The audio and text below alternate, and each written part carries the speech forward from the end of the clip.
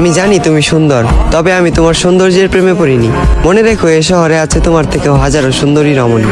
তোমাকে ভালোবেসেছি বিধায় আমি তাদের দিকে তাকানোর প্রয়োজন মনে করিনি।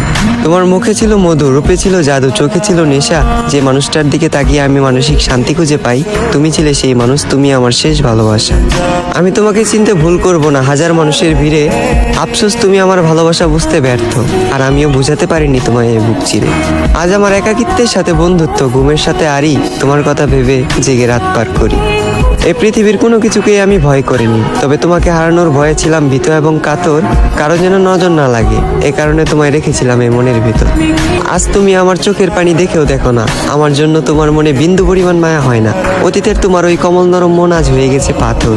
তবে আমি বলে দিচ্ছি, তুমি মিলিয়ে নিও, তোমার ওই পাথরের মনেও একদিন জ্বলবে আগুন। আমি যতটা না কষ্ট পাচ্ছি, তার চেয়েও তুমি একদিন কষ্ট পাবে দ্বিগুণ।